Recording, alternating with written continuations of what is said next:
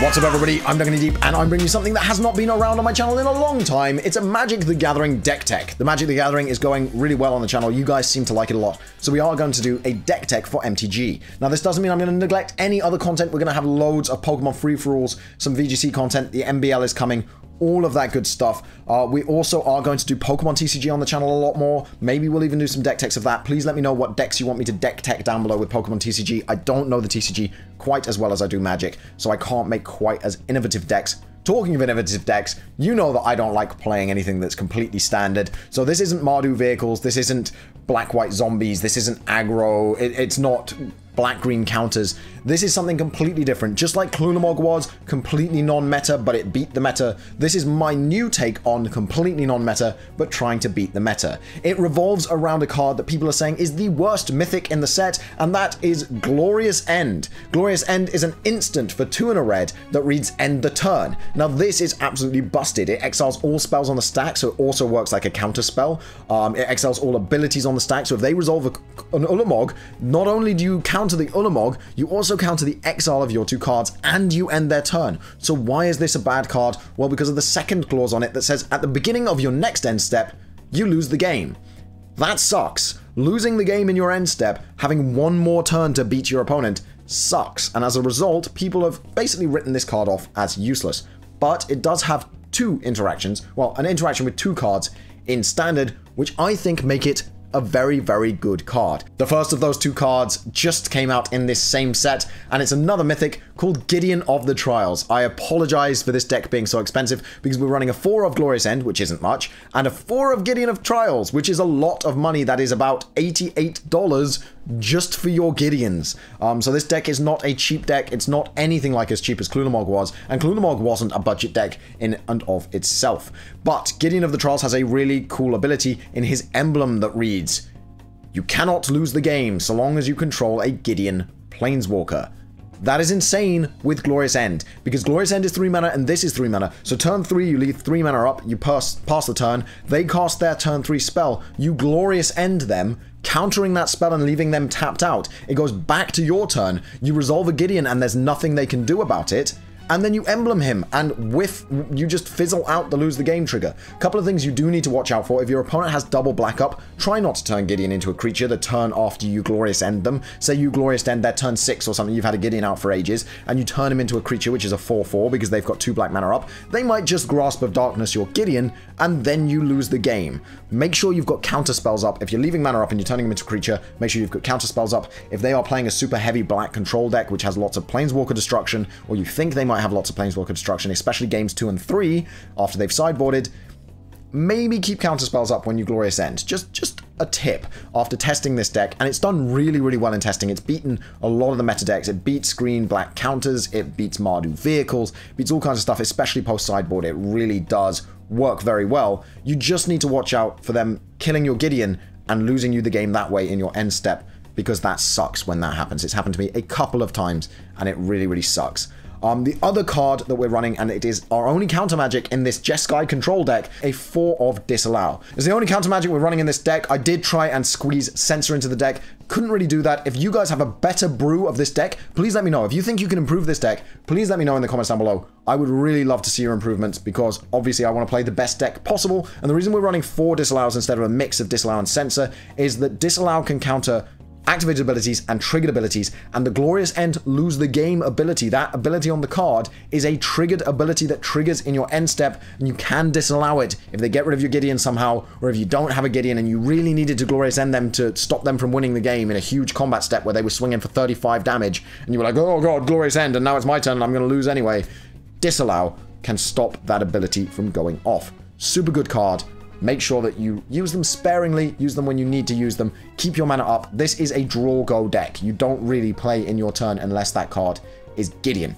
Next up, we have our removal suite. This is control. We do need removal, and the most important pieces of removal are going to be cast out, because that targets anything, and a 2 of cast out in this deck is very, very important. If you don't need it, if you're playing against aggro and you find out you don't need it, you can always cycle it for 1 white mana. Super cheap card to cycle, super good card. Cast Out, absolutely fantastic card. Wish I could have fit more than 2 in, but then when you play more than 2, you tend to draw more of them than you want. You end up just cycling them and wasting mana. 2 seems to work just fine.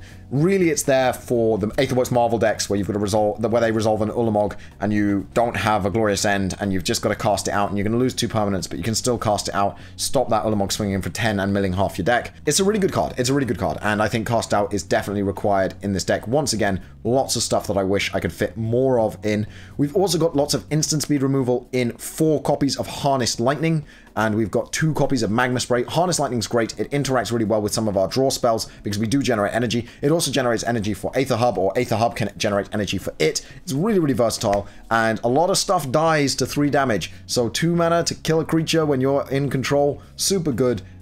It's just a super good spell. So Harness Lightning, absolutely great spell. Really, really want the 4 of in there. Magma Spray, we've got the 2 of, and you could go to 3 Harness Lightning, 3 Magma Spray really easily in this deck, and I think that would still work very, very well. Magma Spray is basically there for Mardu vehicles. It gets rid of Scrap Heap Scrounger, which is the scariest thing to control.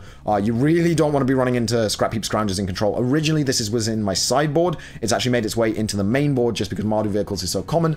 It might sneak back into the sideboard if Mardu vehicles drops in popularity. Maybe we'd switch some stuff around and go back into the sideboard. But if you're going against Mardu vehicles, this spell is just invaluable. Absolutely fantastic. Glorious End, again, against Mardu vehicles. Very, very good to cast Glorious End on a Scrap Heap Scrounger because it will exile it rather than sending it to the graveyard. That is super cool. Right, so we've handled our combo that ends their turn. We've handled our removal. Now we're going to move on to card draw. Super, super important in control decks. We are running a 4 of Glimmer of Genius. I think this is the best card draw in this set. I know that a lot of people love Pull From Tomorrow. I think Pull From Tomorrow is great. I don't think it's as good in this deck as Glimmer of Genius. Scrying 2 is great because if you see 2 cards that you don't need at the moment, just put them at the bottom of your library, draw 2 more. If you see that you like them, draw them. If you see you like 1, draw that, and then you're drawing 2 cards. And you're gaining 2 energy, which helps out with your Harnessed Lightnings and your Aether Hubs. So really, really good card. Glimmer of Genius, do not drop below 4. Absolutely vital. Now we're talking about the card draw that I'm not quite sure on. We've got a 3 of Anticipate and a 1 of Pull From Tomorrow. You could balance this however you wanted. You want to go 4 Anticipate, that's fine. You want to go 4 Pull From Tomorrow, that's fine. You want to go 2-2, that's also fine. You can go 3-1 in the other direction. I like Anticipate 3 of because early game Anticipate is more valuable to me than Pull From Tomorrow. Late game, obviously, Pull From Tomorrow is more valuable. That's why I'm running a 1 of it, because late game, I'm more likely to have drawn into Pull From Tomorrow, especially with how many cards I'm drawing in this deck. So late game, it still covers its bases with a huge Pull From Tomorrow, bringing a full hand back and putting you back in the game. Say your opponent has managed to remove your pieces, or you've run out of Glorious Ends, or something bad has happened. You can always Pull From Tomorrow for a huge number of cards and just get back into the game. Finally, we've got to talk about win conditions, because at the moment I'm telling you how you can stop your opponent from winning, but I'm not telling you how you can win. Well, the first one is, again, Gideon of the Trials. He can turn into a 4/4 creature and swing for 4 indestructible. That is good. 3 mana 4/4 indestructible is good as a creature. The fact that he's also a planeswalker that can fog your enemy is fantastic. The fact he's also a planeswalker that can fog your enemy and create an emblem that stops you from losing the game so that you can end their turn is really, really fantastic. Gideon is the best card in this deck. He is the best card in the set, most likely. He's probably the second best planeswalker in standard after Gideon, ally of Zendikar, and he's just a fantastic, fantastic card. So don't underestimate the fact that you can win with just Gideon. But we're not going to try and do that because that would be foolish. We've got to have more win cons. So we're running a 3 of Enigma Drake. Enigma Drake is a X4 flyer that has X is equal to the numbers of instants and sorceries in your graveyard. I have swung in for 12 with Enigma Drake before. I've resolved Enigma Drake. My opponent has realized that they are screwed. It goes back to their turn. I've Glorious Ended them. And then I've swung for 12 in the air, plus Gideon for 4. And plus the last card in this deck, Torrential Gearhulk, which is a 5/6 beta that brings back one of your instants, which is fantastic because Glorious End is an instant. So for 6 mana, you can bring back one of your Glorious Ends and end their turn again while resolving a Torrential Gearhulk. It's crazy. Torrential Gearhulk is amazing, and once again, super expensive card. So I'm sorry that this deck is running in the region of $200 to $250. I apologize for that. But there's nothing I can do about it because it's a fantastic card and it needed to go in the deck if I wanted to win, which I like to do. So, that is the deck. That is the deck other than the mana base, which I'm not as confident in. The mana base works 90% of the time. 10% of the time, you're not going to get the colors you need. You're going to be really upset and you're going to lose the game. 90% of the time, it works well. First off, we've got 4 of the Aether Hub. Aether Hub is a great land in this deck. We've got lots of ways to generate energy, and it taps for any color, which is great fixing. We couldn't really afford to put any other rainbow lands in because there's one that taps for like 5, but then you've got to tap 5 mana and it to generate 5. It just doesn't work. This is the only rainbow land that we're running. Aether Hub can tap for any color, and that is super, super important. We are running some more mixed lands, though. We're running 3 of the Inspiring Vantage fast land, the red-white fast land. We're running 4 Spirebluff Canals, which is the blue-red fast land. And then we're not running much else other than 3 of Port Town. It comes in untapped if you can reveal a plains or island. It's good, but it might not be fantastic without Irrigated Farmland, which is a plains island, and it cycles for 2, so late game it's still valuable, even if you've got all the mana you'd ever need. It taps for blue and white, which are 2 colors that we need a lot of in this deck.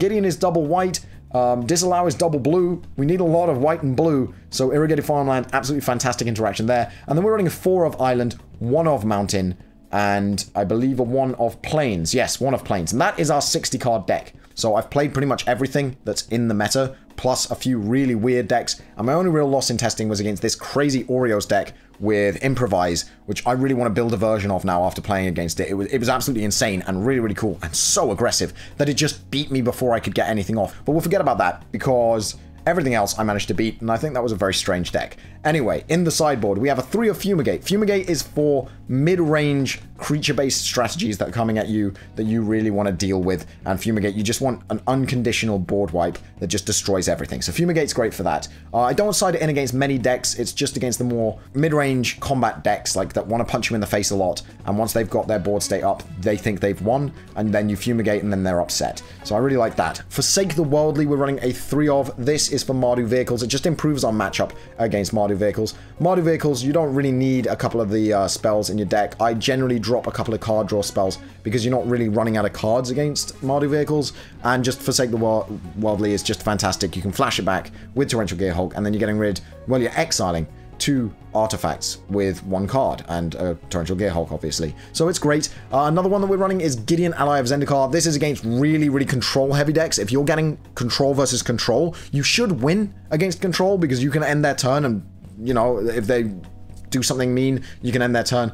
You should win against control, but if you're not winning against control, Gideon, Ally of Zendikar sides in for your removal because control doesn't run creatures. So you just side out all your creatures and you side in 2 Gideon, Ally of Zendikar, and you also side in more card draw because we do have 2 pull from tomorrow in the sideboard, and we've also got 2 Gideon's Intervention, which control does not like because you name their counter spell and then they can't counter your spells anymore. Against control, you really want to side in Gideon, Ally of Zendikar, Gideon's Intervention, and pull from tomorrow and just out-control the control. And then finally, against really aggro strategies, we have a 3 of Sweltering Suns in the sideboard. Once again, the sideboard I'm not as confident on as the main deck, but I do think it's a good sideboard. It seems to be working for me. If you have better suggestions, please let me know. If you have a way to squeeze Censor into this deck without damaging any of the synergies, please let me know, or any of the matchups. Please let me know, because I'd love to see that. I hope you guys enjoy this deck. It's super weird, but it's super fun. It's a little bit expensive, but all of those cards will fit in other decks as well, except for Glorious End, will fit in other decks as well. So you'll still be using them in other decks. It's not like you're just spending this money for this deck, but it works. And I hope you guys enjoyed this video, and I'll see you guys next time. Alright then guys, that's the end of the video. If you enjoyed it, you can click up here to see more videos of this type on my channel. If you want to check out something else a little bit different, then you can click down here. And if you want to see everything that I upload, you can click the subscribe button right here.